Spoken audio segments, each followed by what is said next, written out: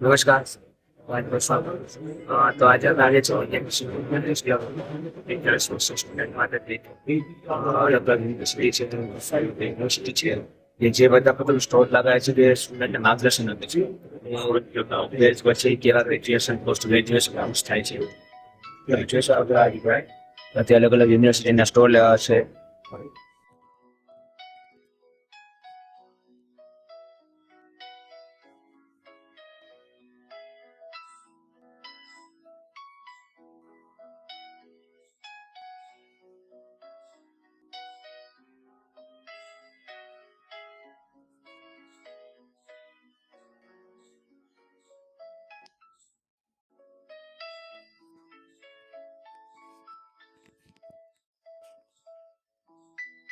તો આપણી સાથે છે ગ્લોબલ કૃષ્ણભાઈ. ભાઈ આપનું નામ જણાવશો?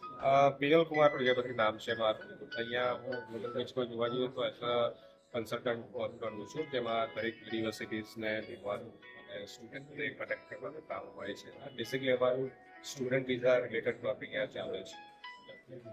તો આજે સવારના તમે આવ્યા તો સ્ટુડન્ટ છે તમારો અનુભવ કઈ રીતનો રહ્યો, તમને રિસ્પોન્સ મળ્યો કઈ રીતનો? એકચ્યુઅલી જોવા જઈએ તો દિવ્ય ભાસ્કર દર્શન આ ટાઈપની ઇવેન્ટ કરતું હોય છે. 10 અને 12 પછી શું કરું એના માટે પ્લેટફોર્મ તો આપણું છે જ ગુજરાતમાં, બરાબર.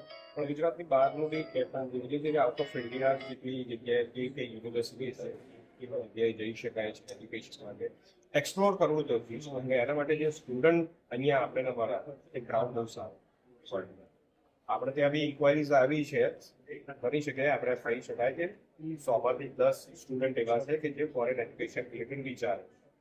એટલે ઓવરઓલ જોવા જઈએ તો અત્યાર સુધી જે સવારથી મોટો સ્ટુડન્ટ બહુ સારું.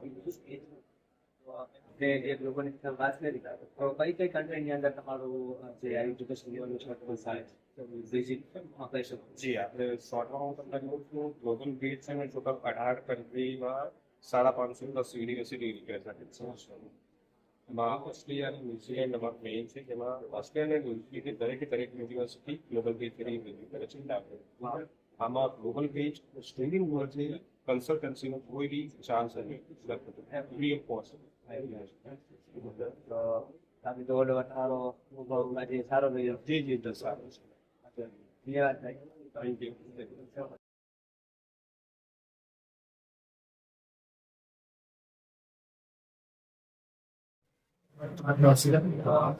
નમસ્કાર. મારી સાથે भाई अभी आपने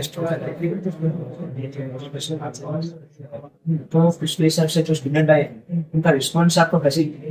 स्टूडेंट तो काफी अच्छा है और काफी क्वेरीज किए हैं। जैसे 9 के भी बच्चे आए हमारे पास तो जानना चाहते हैं कि हम करियर का क्या ऑप्शन चूज है।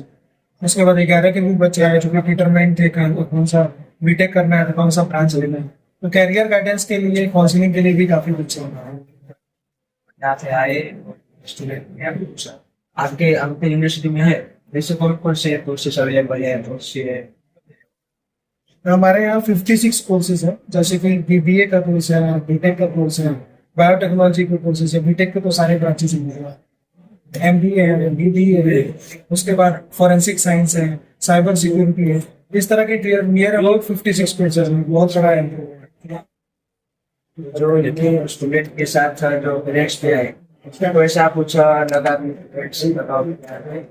कुछ बच्चों के तो जैसे क्या था कि बच्चे वो पेरेंट्स बोलते हैं, बच्चा भी जानना चाहता है कि पेरेंट्स की क्या राय है। लेकिन कुछ बच्चे ऐसे हैं जो डिटरमाइन करते हैं कि हमको वो कोर्स करना है, चाहे मम्मी पापा राजी हो ना उनको कोर्स हेल्प करें, तो बच्चे बहुत डिटरमाइन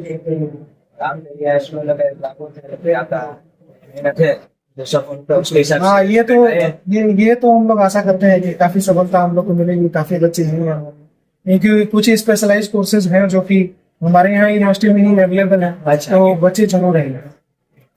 मतलब वैसे कौन से कोर्सेज जाते हैं?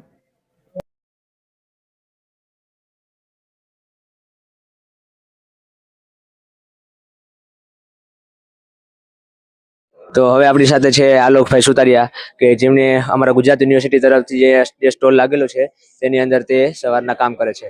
તો આલોકભાઈ, તમે આજે આપણે સ્ટોલ લાગ્યો છે તો તમને તમારો અનુભવ શું કહે, તમને કેવો આનંદ આવ્યો છે આજે?